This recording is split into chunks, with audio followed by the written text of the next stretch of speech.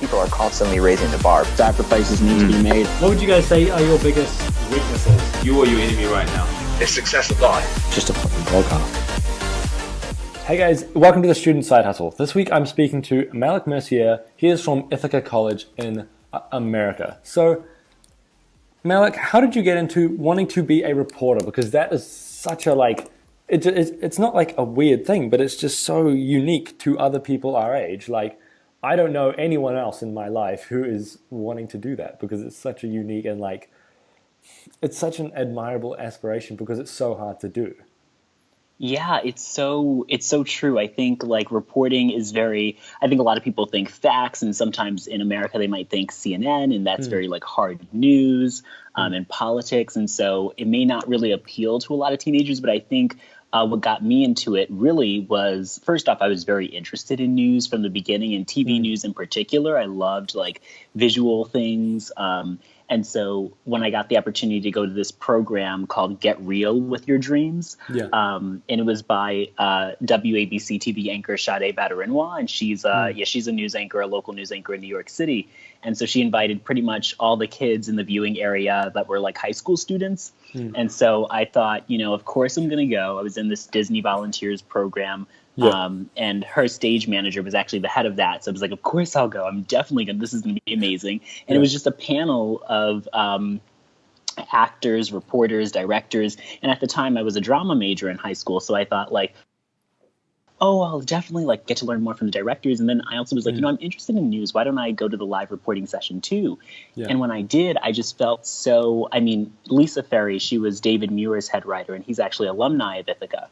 And, she just showed him going through this home and flipping over everything and all these items. And you saw that nothing was made in America. And so they actually made this whole segment off of Made in America. And now there are more jobs in our country because they've continued to bring attention to this and national attention to it. Yeah. And so I felt like it was just so amazing. And Lisa has stayed in touch with me all these years, even though she's not at ABC anymore. And then Marcy Gonzalez was hosting this live reporting session, and she was amazing and still stay in touch with her now. And she's amazing. And so it was kind of just those having mentors, and then also that inspiration of, you can sort of change lives or sort of affect the country by just doing a simple story and doing something as simple as flipping over items. I was like, I can go in someone's house and do that. Yeah.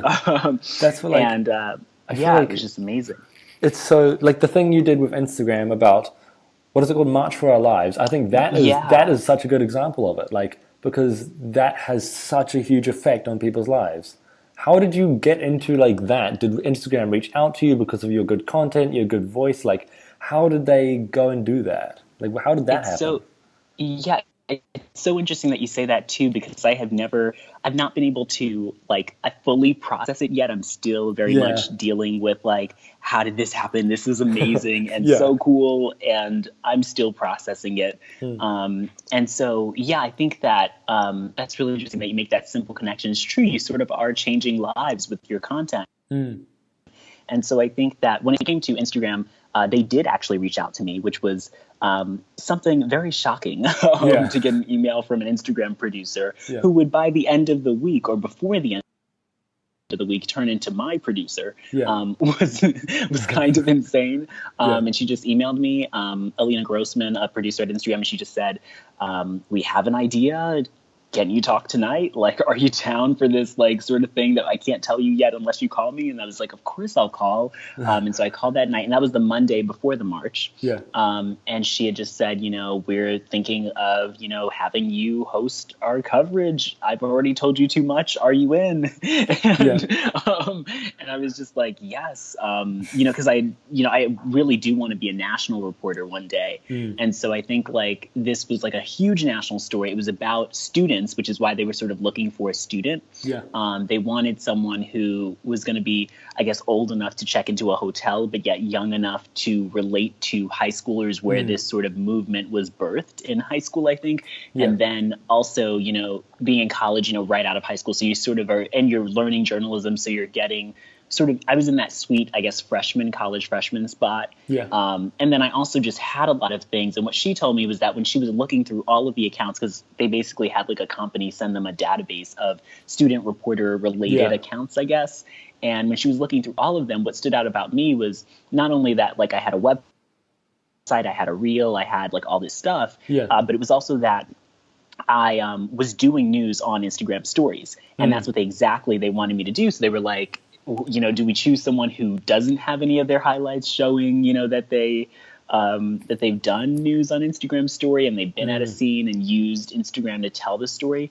And I think that it sort of goes along with like my website saying like next gen storyteller in terms of like using all the new ways of storytelling that you can. And I think that's part of what stood out to them. Yeah, and I feel like the thing about you is you're using those tools, right? And I feel like for a lot of people, they see, like, it's quite hard for them to figure out which tools to use. And like, how did you know that, like, okay, I'm going to pioneer this with Instagram, with like all this stuff, but you're still doing like, I guess, I don't know much about reporting. Like, I don't know very much, but like, is like normal reporting considered sort of old school now, or is it sort of like do you think this is a transition period into like the social media reporting age? Yeah, I think the most telling thing was that my first semester here, we started like a news show called Good Day Ithaca, the seniors that had been here for a while. And my title was Social Media Politics Reporter. So I think that, and we didn't really do any TV things the first semester. We just did social media and literally just like cut through the noise, find out politics, but like literally make it so simple for people to get it. And I think that in itself is this whole like just talk to a camera idea. I think it's a little bit new, like especially in terms of talk to an iPhone camera, you can tell the entire story with your iPhone. And like that's what Marcy did, who was super inspirational to me. When she was told no, she went to Haiti and her station told her no, and she went to Haiti and she basically used her iPhone and told the story. And at that time, it was even, less than, iPhones weren't even amazing quality like they are now. But now if you have an iPhone, you can have iMovie on your iPhone. You can make a whole, news package or report on your phone. And so I think like the only thing that I think is turning old school is that if news stations aren't like updated. So like a lot of them now will say, their screens, even though they're on TV, look very, I think, digital, have a very digital presence. You have some reporters now or anchors who don't even, sit at a news desk anymore. It's like they're moving all around and the studio is very flexible.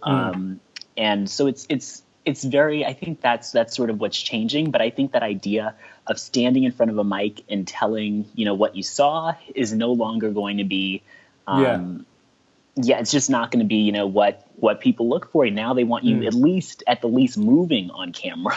But I think, you can sort of ditch the mic and use your iPhone and tell a really great story. Do you think it's sort of like, because how, for instance, say if you're in public and then something crazy happens, there's a fight or whatever, or there's a car crash, people are going to film it on their iPhones. Do you think it's kind of like that? It's just anyone can film it now. And it's like... Yeah, no, it's really true. Like I was talking to a recruiter from Tegna, which owns a lot of TV stations in the US. And he was just saying, like, why... And I think this is something I've heard just generally, like if people are literally going to be telling stories on their phone with their platforms, their social platforms, why are we sometimes sending out like 5 people to tell one story? Like, you can use just one sort of storytelling platform, or you can use your phone, or you can use, and the thing is when that's your competition, the person who has no journalism degree has just their iPhone on like maybe 20%, has like 100 followers or something. When that's your and they're telling an amazing story, you first off got to give them props, and then you've got to say like, I guess we need to step up our game. And so I feel like that's a big deal in the whole way everything's going. And they call it like MMJing. It's like multimedia journalists when you don't have a photographer and the reporter is just doing the photography, the on camera, the editing, all of it. Is that sort of like where you want to see yourself go? You want to be the MMJ, was it? Multimedia. I think in some ways, yes, I feel like I can definitely tell a story on my own, but I feel like when I'm an MMJ for our show here at college, Yeah. Newswatch, and I love it, but I'm carrying $4,000 worth of equipment. Yeah. And it's, I have a tripod, I have the mic, I have this, and I'm doing that all on my own. And Yeah. yes, it's okay, but it's like, if I could reach, more people on my iPhone, like my Instagram story might reach more viewers, I think, than, especially now with what's happened on Instagram, than our show does. Being in Ithaca, New York, it's a small town, not really even a TV market. It's just, we're the only local news in Ithaca. Yeah. So it's, if I can use my phone and capture just as great quality video, it's not like iPhone cameras haven't been upgraded to have amazing quality. And then also make it in a way that's for sort of 21st century viewers, in that they're using their phones. And if you can just tell the story and meet them where they are, especially I think our generation, in terms of like not necessarily always watching TV, but really looking on their phones. And if you can give them the news there, why not? Yeah, I feel like now that like we can all do it, it's all like accessible for us just through our iPhones. Yeah. Does that like, I think that puts more emphasis on like actual storytelling and quality content, because it's sort of, you get to see the bad content now. You get to see it. And like, Exactly. do you have any tips or like things you do to tell a good story or to create good content? Yeah, I think like one of the things I was able to do for Instagram when I was in front of the Department of Justice, and we had people that were leaving the march, and then you could see what they're doing on their signs, like, or leaving their signs at the Department of Justice. The fact that the people were at one point behind me, and then because maybe it's not with a tripod and it's not with all this equipment, I'm just holding the phone. I can, say, the people are exiting the march behind me, and then swivel myself, and then all of a sudden what's in the background is their signs, and I can say, and then they're leaving them right there. So it's being able to be, I think, dynamic in your storytelling, and like if you can move around and like not be afraid to walk and talk with people, because it's so, I feel like it's so much harder when you're using all this equipment, when you just have sort of one device, and you're interacting with people while you're on the ground. That is so special to be able to, you can run a poll and you can see what people are thinking. You can you can just do so many more things. You can put your location, and then everyone there can know what's happening there at that time. And I think that's the sort of upping the ante, is being able to sort of move around and do it all sort of digitally. Whereas you're not like waiting to put the story out at 5 o'clock at night, but you're you're on the ground now. Why not tell it now, and then whoever wants to watch later, they can watch later. Yeah, that's the thing though. Especially the thing you said with the swivel is like, even if just from like a physics or like common sense, like if you have a guy with a camera and a microphone like a few meters away, to look at the thing behind you, everyone has to swivel around. But if you have the iPhone, you can just swivel around and then you're done. It takes 2 seconds. Yeah, that's like, I didn't even think of that, because these are things I wouldn't even comprehend. Like, because it's such a like, when we're consuming content, until I started making content, I didn't realize like what goes into content. Like people always say like it takes so much to make content, but it does. Like there's much more than meets the eye. What would your advice be to people like who are going to start making content, whether it be blogging, whether it be YouTube, whether it be journalism? I think it's so much about like making sure that this is what you want to do, and you don't have to know for sure yet, but I feel like listen to yourself in terms of what you're not wasting, but what you're using up your energy on, because you want to have the energy, I think, for the things that really, really matter to you, because like if you start like going off in a million directions, I think like if you don't know what to do, like maybe choose 1 or 2 things and then just go with them, and see where it gets you. And then if you don't like it, like you're experimenting. And I think the other thing is like also not being afraid to put out that work. Like, my reporter reel coming out of high school, my voice was extremely higher than it is now. It's still pretty high. And just, it was, I experimenting. Didn't get a journalism class until, I came here. So besides, the Get Real panels that I took every year after my sophomore year, I kept going back to those, but that was only once a year. So I think, I wasn't, but I wasn't afraid. And I think that's what, not like on my Instagram bio, it says like, don't got to be fearless. You just have to fear less. And it's just saying like, okay, fear, like, and I heard this from the author of Eat, Pray, Love, Elizabeth Gilbert. And she says like, what she says is, thank you so much, fear. But I'm gonna drive right now. Like you can sit in the back and sort of watch, but you're not in charge here. I'm not gonna die. You don't need to be looking out for me like if you're, what she said was that it sort of stops you from going down the dark alley, which thank God for fear. But you don't need to fear, putting your work out there, letting people see your work. Because if I hadn't had my reel up and I think I was also told like by someone really high at the top, like you're kind of green to have a reel. Like you don't really need a reel yet. And had I listened to that, had I said, she's right, I'm 18. Why in the world do I have a reel? I'm going to college. Like I don't need one. I might not have the scholarship that I have today. I might not have gotten the Instagram thing because they had watched my reel too, the producer at Instagram. So I think, it's really sort of listening to yourself and trying things and it doesn't have to be perfect to put it out there because like, in the words of another person I really inspires me, Robin Mead, she says, perfection's boring. And it kind of is. Like, isn't it so cool? You see people working out those problems and you see improvements by the next week or the next month or, that's what's, learning. And that's what we're all doing. So to think that you need to have it all together and you need to know exactly what's going on, you don't. But you have to go at it. You have to try and you have to be willing, I think, to just make it public, see what people think. And I think people love to see that journey of making like absolutely trash content. You don't know what you're doing, like blah blah. Like you just started, like, and people love seeing that and seeing it transform into like this amazing near perfect thing. And it's obviously it's a long journey, but I think what you said about being fearless is very, very important. Like, how do you go about gaining confidence and like not giving a shit what people think about you, like not caring if someone's judging, if like one of your friends from the high school you used to go to thinks it's weird that you do YouTube or etc. Like it's like how do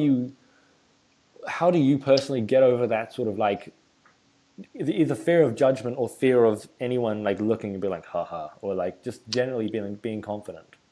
Yeah, I think I'll never forget this in middle school when I was first making my Instagram, and I wish I could like look this person in the face and just say, ha.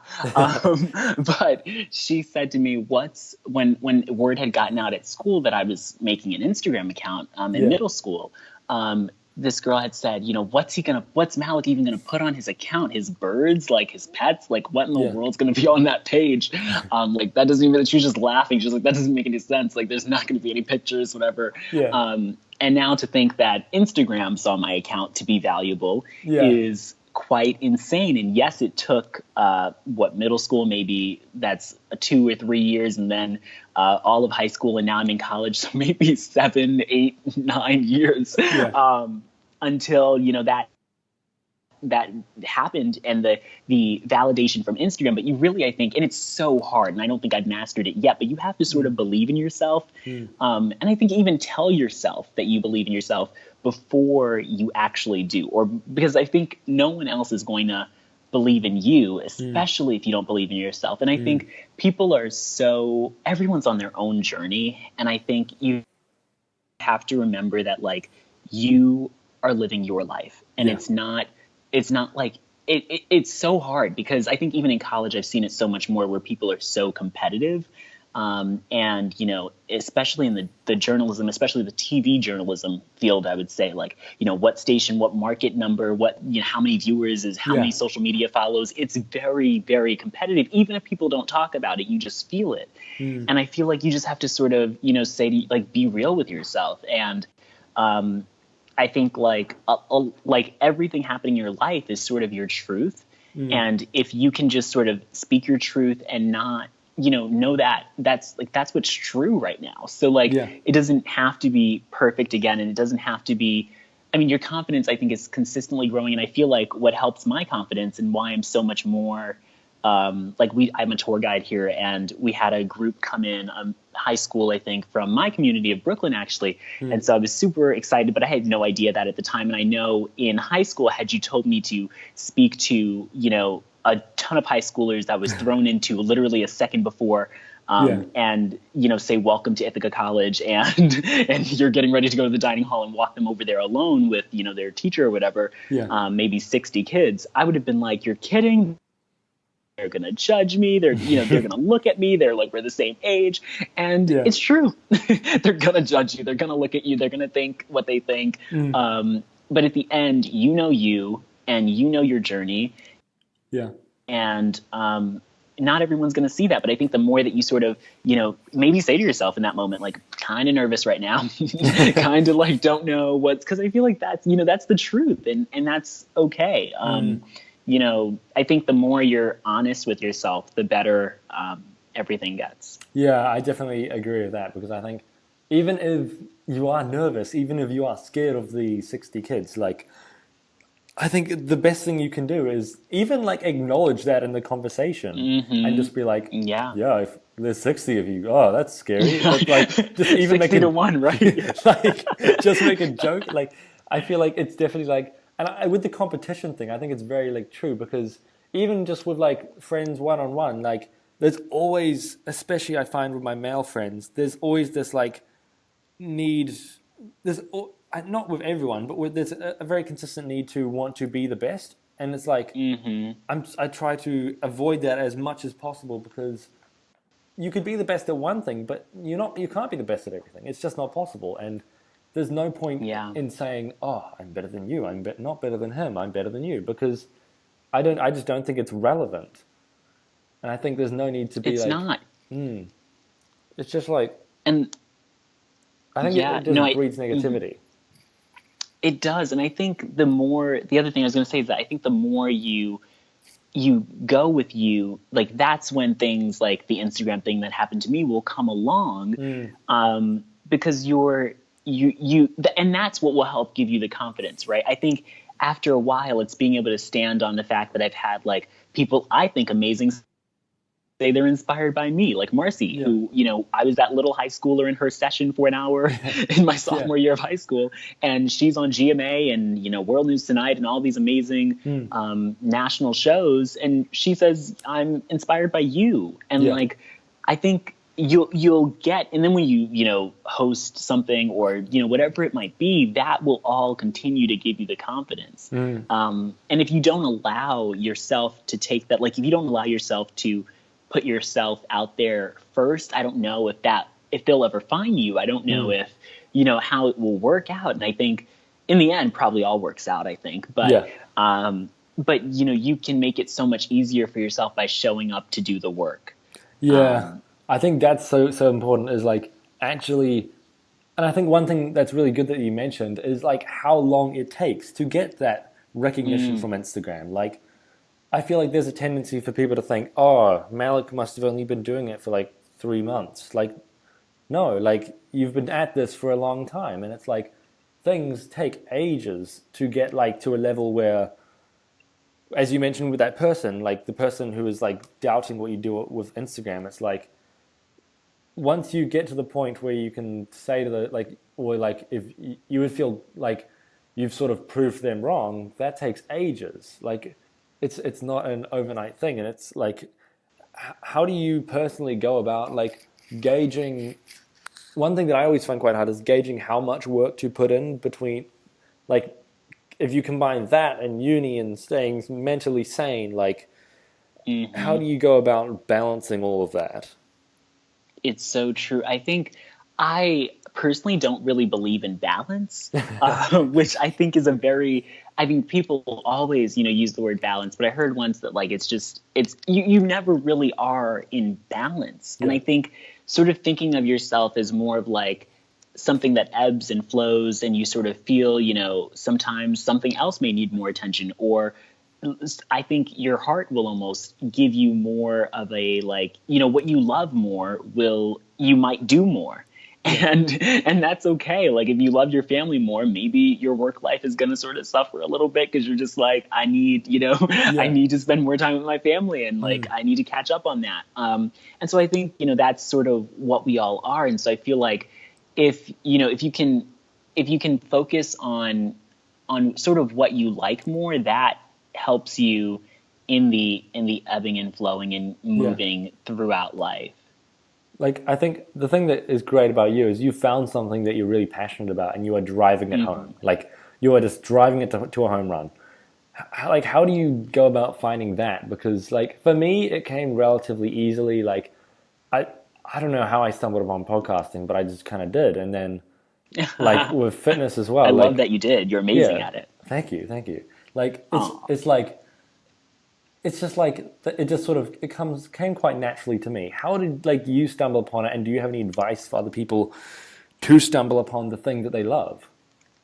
Yeah, I think I think it goes back to being willing to try things, and then it's also, I think, like when you're saying like how much time too do you put in, I think it's like you sort of have to realize that it does take time, like you said, and I think that's been the craziest thing. Like people ask me, how did the Instagram thing come about? And I'm like, the first thing I go to is sort of what I told you about, just them reaching out. But I think this conversation obviously has gone so much deeper in terms of, it's taken years. And like, since Get Real, I've been trying to do storytelling, since then. So my sophomore year of high school, so that's about 3-4 years now. So it takes time, and I think you have to. I think when you're passionate about it, you will put in the work for it. And I think that's what's so hard, because I think a lot of people may not. Because I feel like your passion comes from within you. Like your heart is sort of passion, right? It's not like you look for outside for what you innately enjoy. It's not like you. And I think that's where people get caught up, is that, oh, my friend's doing this. Oh, I have to be the best, as you were saying, at something else. Because my guy friends are the best at that. And so it's not like you have to like look in you for it. And it's not easy, but I think that's where it comes from. Because like when I had found reporting, it was sort of like, I love this. This is so cool. Of course, I'm going to take Lisa, who did the session on, David going around the home and finding things that weren't made in America. Of course, I'm going to email her. Of course, I'm going to say, I want to come see the show. Of course, I'm going to take her up on her offers and all of that, because I wanted to. And it wasn't, most of the kids there, like you said, weren't really that interested. I don't think many people took her up on the offer to come see the show or anything. And I think it's also, even if you don't know, if someone offers you the opportunity to come to their office or to see something big, go. Why? I think a lot of times we will say no to things that sound cool, maybe out of fear. And it's like, again, you don't have to not be fearless. I don't think it's about being fearless. Again, it's like just fearing less, because with like, I know like people that say they're fearless, I kind of worry about that, because that's, you don't need to be fearless. That's kind of crazy to have like no fear at all. Like you kind of want a little bit of that, but you need to. And then I think, again, going back to deciding how much time, I feel like it's about saying yes, and then it's also about saying no. And I think, again, finding that like that. It's not, I mean, maybe it's balanced, but it's not balanced. I don't like the word balance, but it's like, it's just, like I've had to learn, I got actually a key from the Giving Keys, and they're an organization that employs people transitioning out of homelessness in LA. And basically the key, write a word on it, maybe your word of the year, and mine was no. And so I carry this key around with me. And whenever I need to say no, I can like hold on to that key, or I can like look at my key really quick before I go into the person, or hide it in my pocket, just like I know I have my no key with me. Because I have to say no to things. Like I was just asked to be on student government council here at the college, and I had a friend who wanted to bring me on as the VP of communications.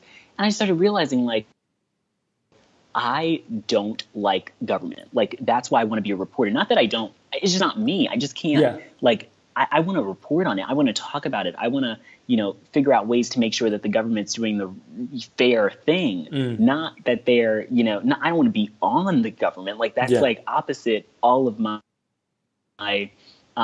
ambitions, and to think that, like, I think your mind will talk to you and say, you need to go in the student government because you need that experience. Like, obviously you must, if you're going to be reporting on the government, you must be in the government at one point. But that's not true. That's like your mind and society telling you what to do. And I think you have to sort of figure out, like, no, this is going to be the most, like, because sometimes when you're going to hate something, and to think that you have to say yes to it is just not true. So it's a lot of yes and no, and then knowing when to hear, and it's hard, but to hear yourself about yes or no. Yeah, I feel like it's such a complicated thing, because to figure out what opportunities are valuable, like for me, like I've sort of realized, like, there's opportunities that are going to grow my passions, and there's opportunities that I kind of have to do if I want to survive as a human being, e.g. like being clean, like having enough money to eat, like things like that, where it's like like they kind of matter, but it's like if I just get more food, that's not going to take me closer to my dream. It's like, it's like, and then I'm sort of trying to like minimize those as much as I can and maximize everything that I think is taking me closer to the things that I really, really want to do.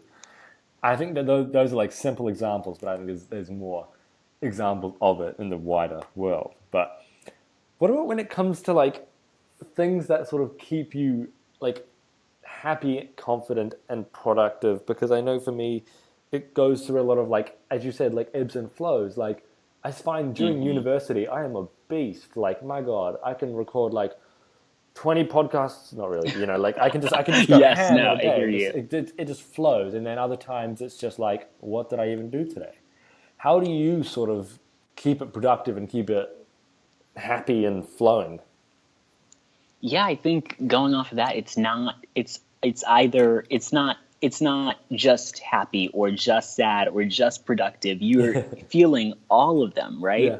And I think for me, it's doing a little bit of, what I know I love.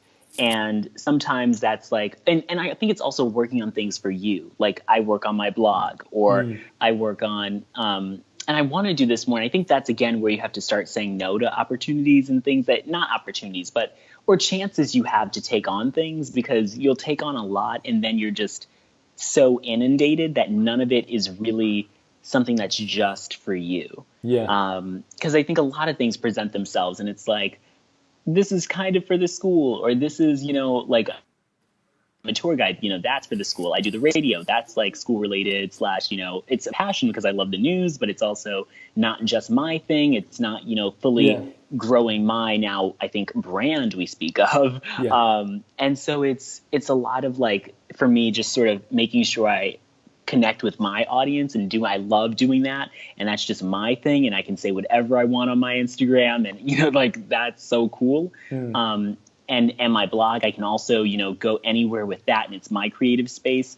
And I think it's also just like making sure you get some chai lattes, whatever, like literally whatever you need. I think that's a big part of it too, because I think if I didn't have those days where I just treat myself, or or go out or eat too much, or or sometimes stay in, like whatever. I think it's whatever you sort of need or feel like. And I think that's the great thing about college and university, is the fact that you can go back to your room in the middle of the day and do work on your bed versus having to be at a desk for 8 hours. And so I think, like, you can sort of provide a lot more for you in terms of what you need in that way. But I think when it comes to, like, the other side of it, when you're kind of sad, I think you have to figure out ways to find the joy and to be so grateful for everything that you are loving. And I think the more you appreciate throughout the day, the harder or the less difficult it is to get out of the slumps, because you'll start to think, I think, about those, better moments, and to know already what, again, you love. I love aviation. So if I'm feeling sad, or like maybe I'll start my day with just, live air traffic control, and I'll listen to that.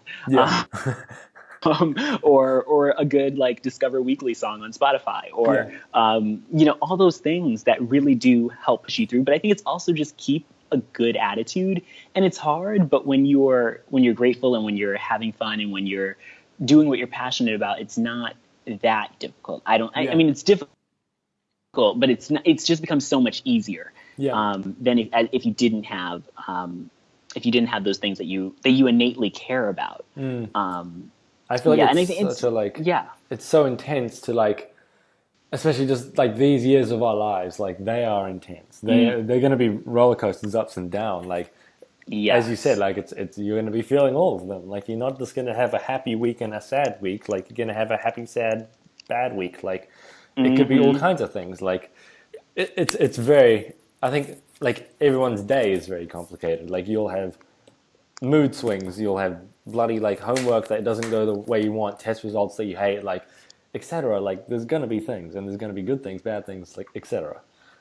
What would be like?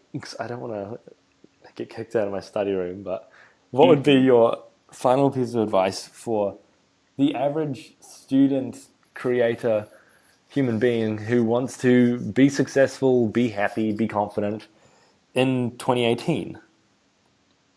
That's such a good question. I love the ending of like in 2018. I think first, like I heard this advice to Get Real actually from Sandy Kenyon. He was like he's like an entertainment reporter at Channel 7, the ABC station there in New York City, and he just said, "Put yourself in fortune's way." And that is so. I mean, at the time, I don't think I got it. So if you're listening and don't get it, don't worry. But I think as I started to, I guess I internalized that and listened. And when I was asked, we had just finished volunteering with Disney, and I had gotten a food voucher, and I was asked, do you want to go to the cafeteria on your left, which is sort of near the Disney employees, or do you want to go to the cafeteria a little bit farther down that is closer, I knew, to the offices of all the news people? And I said, I want to go to the one closer to the news people. And it's like, even if other people want to go to the other one, everyone pretty much went that way. And the person I was with was kind enough to go with me. And I run into a person I'd wanted to meet forever, Rebecca Jarvis. And I said, oh my God, there she is. Hello. I was like, I found you. This is amazing. And there's no security, and you're just buying a sandwich, and we're like, cool. And she gave me her email, and she was like, yeah, sure. She was like so caught off guard. And it's like, she's the chief business and economics correspondent at ABC, and so she's on Good Morning America and all amazing shows. And she's been an amazing help. I think a month later I was in her office. And so it's literally like, put yourself, like when I went to high school, I was very close to Trump Tower, and I knew that. And so I knew the controversy and the news that was covering him consistently. There was always a camera pointed at that tower during my senior year of high school, especially. And so I said, I'm going to go down there. I've had a horrible day. I'm going to Trump Tower. And I ran into a correspondent I had wanted to meet, and I waited like 3 hours or so to meet her. And I had no idea who was going to show up. I just knew the CNN live shot. I asked the photographer. He said, like, we're going to be going at 7. It was maybe 5 or 4. I got out of school 4:09 or so. So I was like, you're kidding. And so I waited and waited and waited. It was cold. And turned out it was the CNN correspondent who I had a Twitter friendship with. I had been bothering her on Twitter. And she literally, Jessica Schneider, amazing, exchanged numbers, willing to be my reference now. Still in touch with me in college, can text her anytime. And so it's literally like, keep putting yourself, and like that's the story that I wound up using to get my scholarship here. And it's a full scholarship that I have here, which is amazing, and a great program that I'm in. And so I think like literally you have to keep putting yourself and looking at your path and saying, am I going to go home today, or am I going to go, where I know all the people creating content are going to be? Even if I can't get in, even if like a lot of times when there's news scenes, there are police barricades. I would still go, and I even one time got past a police barricade. You have to be so driven. And I met an anchor who they never put her outside. Maybe once a year or so she's outside, and they wound up putting her out there for that event, and I got to meet her. And so I think it's like consistently like not like literally watch, and you have to decide when you're extremely tired, when it's cold, when you don't want to, am I going to go left or am I going to go right? And you make the decision at the end of the day, and it might not pay off until 5 or so years later, but you never know. I think it's important to make the decision that is going to get you to where you want to be. And just I love the way you put it. I've never heard it put that way before, because it's so like it's great to see like those things, like going to Trump Tower, and putting yourself exactly where, it's like you might just sit there in the cold for 3 hours, but like you might meet your idol. Like, you never know, and then that Exactly. that breeds connections, and then oh fuck, I love that. That is amazing. I've just never heard it phrased that way. But where can people find you online? Where can people look at your news, etc., your YouTube, blog, etc., Oh stuff my like that? gosh, too sweet. I'm malicmercier.com, and then I'm all at Classy Malik on Malick on social media, Twitter, Instagram, YouTube, all of those. Yes, would love for you guys to come check me out. Thank you guys so much for listening to this episode of the Student Side Hustle. I would appreciate so much if you would leave a review if you'd like to hear more of what I'm saying. Then I would love if you would follow me on Instagram or check out my other social media, all linked in the show notes.